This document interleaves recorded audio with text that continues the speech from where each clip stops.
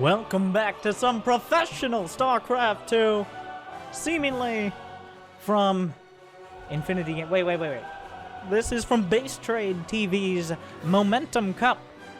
And these are the two European players who had the most momentum to make it through to whatever round or group this is. So, let me go ahead and introduce you. He's no king, but from Infinity Gaming. Wait, I take it all back. They're both Terran. Oh, ruined.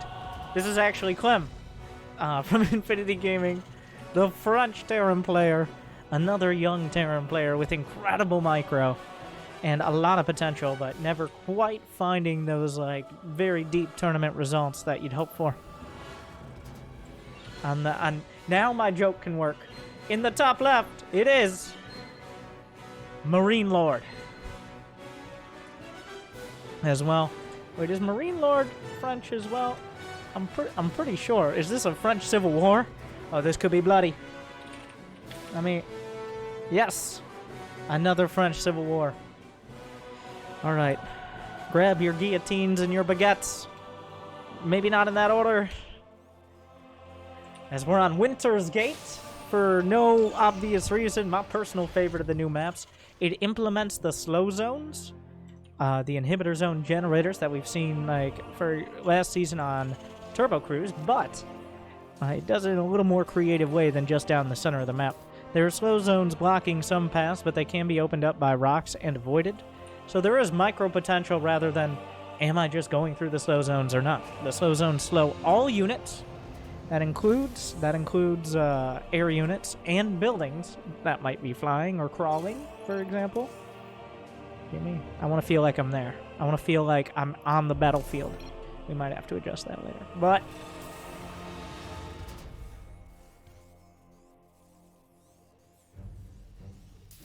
okay.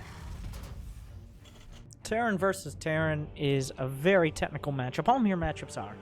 But PvP is kind of like, where can I hide my buildings and get one more unit? TVT isn't really like that. Zerg versus Zerg is a little more actually defensible early, besides super early cheeses. But TVT is a bit of a gentleman's game. As I say, he murders with those new war chest skins. One of the SCVs, but Clem, did he up? He up for a later command center, so getting this damage done is his prerogative, and he also gets a little greedy, overextends, and loses the Reaper. Bit of a mistake there out of Clem. But TVT is all about the little edges. You might be like, why is that different than other matchups? Literally one Raven spell, one extra Viking can be at the tiniest opening that drives a wedge into their whole plan. So that's why paying attention to specific build orders and when they take their gas and when they get their add-ons is very important. And unfortunately, I've ignored that almost entirely. But maybe in another game we'll break that down. But thank you to Base Trade TV. For those who don't know, if you subscribe to Base Trade TV in the beautiful Rifkin, then you can get all the replays from their many tournaments via Discord for free. Well, for the money you paid to subscribe. All right, well, it breaks down into like 3 cents a replay, so that's not a bad deal. Reaper comes in, gonna get a scout, seeing that gas. Getting gas at the natural, pretty standard to be able to get, well, everybody loves Ravens. Ravens are essentially ubiquitous in the early game. Every player is going to get them. The question is, how many? And what are they going to do with them? I'm already surprised. Oh, for a second he went Banshee, and then he faked himself out and canceled and went for a Raven because he misclicked his R key. Assuming he doesn't use grid like a noob. Not many pro players use grid. I'll get into that whole argument. But many pro players use modified standard hotkeys. A few use the core, a few use grid, but mostly some modified standard hotkeys. Alright. We don't mind being added in, driving back Clem being the aggressor over and over, but that's actually covering for a third command center. If he can bite off a few units early on, then this third CC is pretty safe. But if he ends up losing too much, right now Marine Lord is putting himself, this makes sense. He knows he has more units in general, so he should be able to defend his third CC.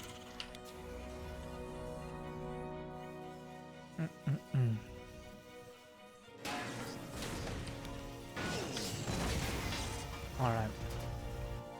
Ravens on both sides. The slow zones do mildly deter attacks. In TVT, it's not as big of an issue because you've got things like tanks and a lot of air control.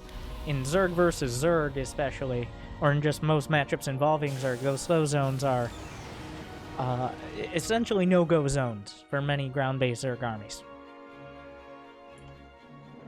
Alright, couple clones, couple ravens. Once again, we just keep escalating. It's like almost... Oh, he steps a little far forward, loses a Reaper to the Widowmine because the ravens... Somehow the flying unit is slower than the ground unit.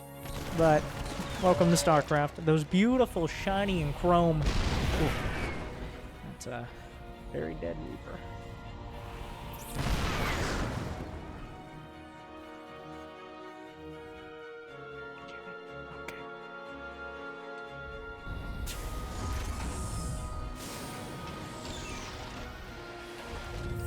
One's on the way.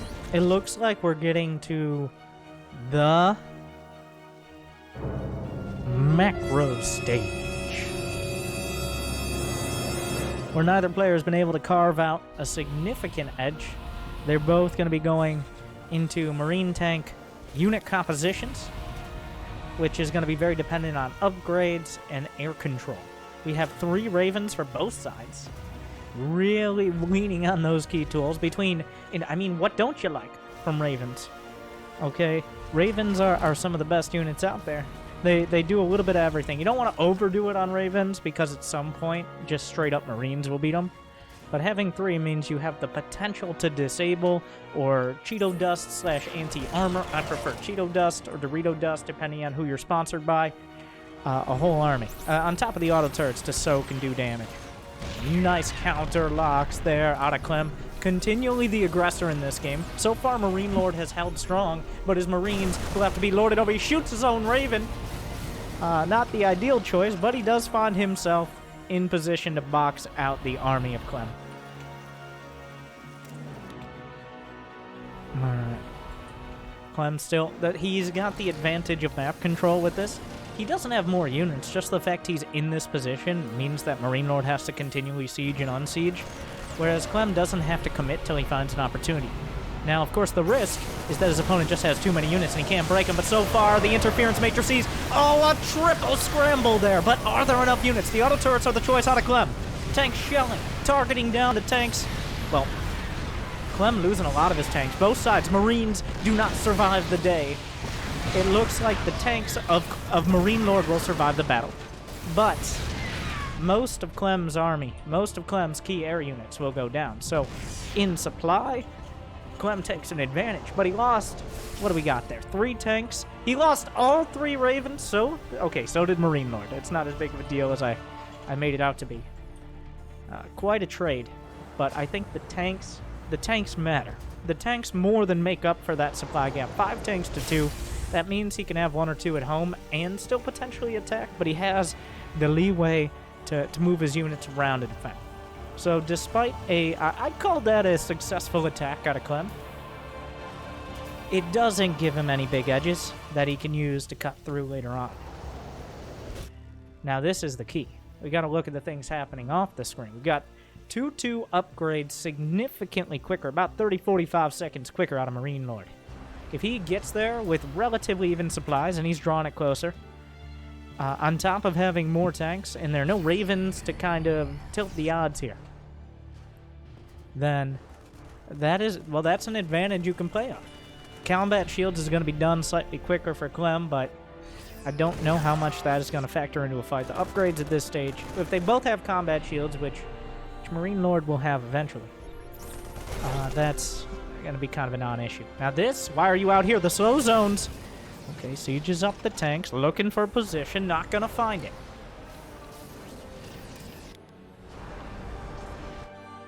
Alright, the Marine standoff at the 4th base. The 4th base being taken. Clem continually the aggressor, continually having more supply, but the army composition, I still got to say, goes to Clem. Or Marine Lord, the other guy. Oh, what are you doing out there? The tank's in front, a couple snapped up. Clem bites off 2-3 tanks in that exchange. Both sides try to take a third base. The 2-2 upgrades 30 seconds out. Marine Lord boxing out so he doesn't get cornered between a rock and a hard place. The fourth base being established for Clem. Both sides at exactly 74 workers. It's a mere matchup for a reason. What is the Viking count? 3 Vikings to 4 in favor of Clem, but there is a defensive position for Marine Lord again. The Marines just holding their ground. 2-2, finishing up. The armor upgrade a few seconds behind. The tanks continually shelling. Clem, 20 supply lead. The tank count is in his favor now. He must have had a second factory finished up. He's building them 2 at a time. Oh, picks up a medevac. Tries to snap it up. Nice snipes here for Marine Lord. Trading Marines for tanks is usually going to be a good move. So far, the 2-2 upgrades. So now, Clem attacking is a little dicey. If there are enough Marines, Marine Lords... I know it's hard to say, but Marine Lord's Marines are just going to run him over in an even fight. He starts 3-3, the supply is getting closer to 200, and the upgrade advantage will be compounded. Clem, just keeping him busy right now, sieging, unsieging, keeping him on the back foot, so that way when his upgrades finish up, he can maybe pounce on an army that's out of position. The tank count, 9-7 for the Red Terran. 82 to 78 SCVs, not that that's a big factor here. Once again, he rotates around. A double drop heading towards the main. There's only a single turret to defend. The tank sieged up first for Marine Lord, but more of them in a better position for Clem. Blasting through Marines will be obliterated on both sides. Marine Lord cleans all this up, but production is under fire in the main. All of the add-ons, especially a couple tanks, weren't sieged, and the Marines in the main base going to find a lot of SCVs. Was it worth the damage? A couple more Marines at the 5th base here. Not a huge deal unless he drops under maybe 60 SCVs. The medevac was taken out, but despite winning that fight so decisively, he didn't take the map control because of the drop in the main. The thing that lost Clem the fight, the 2 medevacs that went into the main, gave him the space to be able to reinforce and rebuild and bring another army across the map. A couple tanks here. Are there enough units out of Clem? The upgrades are even. 3-3 is halfway done. 3-3 just now starting for Clem. Marine Lord has an advantage there as well. He's even on supply. This army is completely surrounded. Marines at the top, tanks on the bottom. He will be driven back. He's going to take the high ground. He's trying to be king of the hill. There's a lot of tanks down there. It's 9-2, and both of them are right in the front. The Marines holding their ground, drawing as much fire as possible. There aren't the scans. He's going to be able to get a couple more shots, trade out a singular tank. What are the mech upgrades? 1-1, 2-2 on the Marines. 152 to 144 supply. The production is massive. 5 barracks and 2 factories, but 4 starports for Clem. He's really focusing on that air control. That will pay off in the long run, but in the short run, if he doesn't have the tanks, he can't win the fights. A scan will spot out the army. 3-3 for Marine Lord. He doesn't have that advantage yet, but he says, I have way more tanks. I probably should use this advantage while I still have it. And for now, that's a lot of tanks in the back line. The concave is good for Clem, but concaves aren't going to solve that many tanks of a problem. The medevacs being blasted out of the sky by the Vikings. Clem will hold the line for now, losing even more tanks, but he's got the flying tanks in the Liberators. 3-3 finishing up. Marine Lord, he's only got 22 Marines on the map. They're scrambling all over the place, but for, I think, the first time in this game, he's going to be on the attack.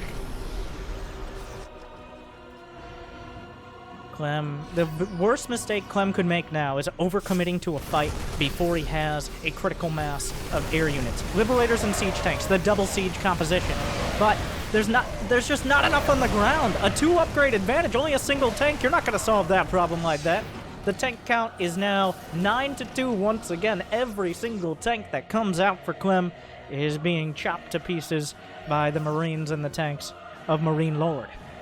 Does he have any medevacs? No, just Marines and tanks, straight up. There aren't enough Liberators yet to hold any particular position. The tanks are moving down towards the 4th or 5th base. I think this was the 4th. Scans on both sides will give constant vision, especially for Marine Lord, who's on the attack.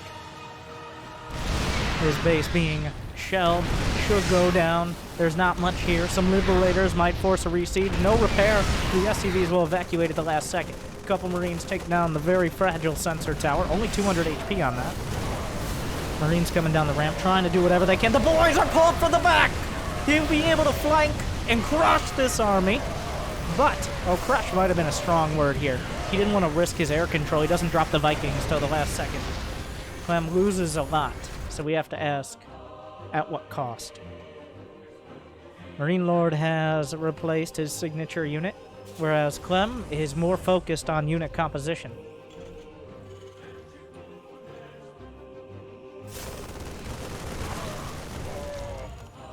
Another fight. It is in Marine Lord's best interest to keep attacking. He can't let Clem build this army. Oh no, he's caught a little unawares. The Liberators are going to siege up the tanks in a nice position.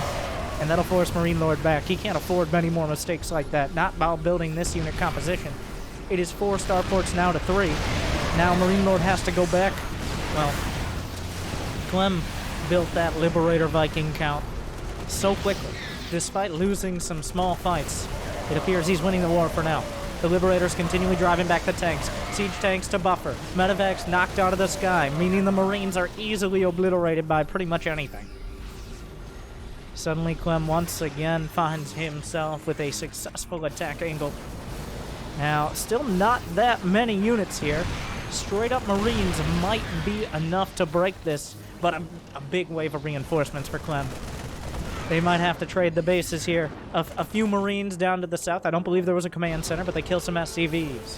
Marine Lord still more flexible, but the sheer straight-up strength of this Terran army out of Clem cannot be underestimated. He has 9 Vikings, 3 Liberators. Do the Liberators have range? They don't need it. Marine Lord has taken another base.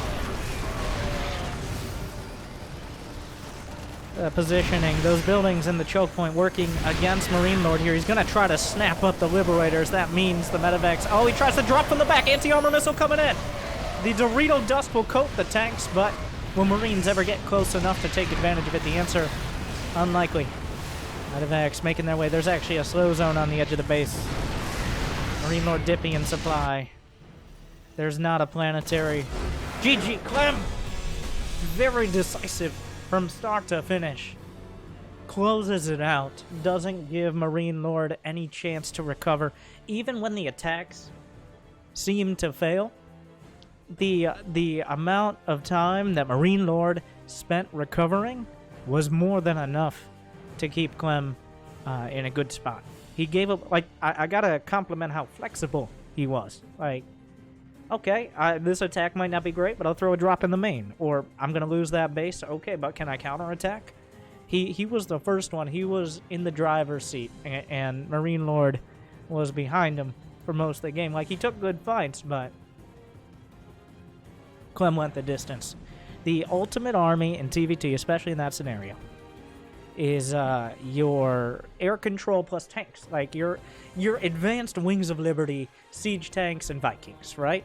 But the Liberator creates an interesting dynamic, and by interesting, I mean really sucks for the player who doesn't have them if you have enough to cover them, because there's simply nothing you can do against the Liberators in a good spot. You kind of just have to go around. And Marine Lord felt that in every way.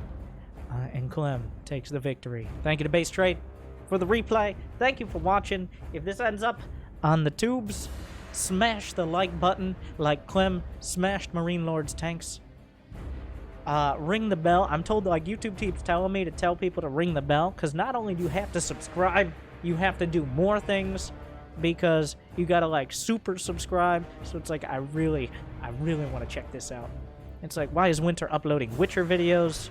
Don't worry, those are rated M for mature. So I'll say that.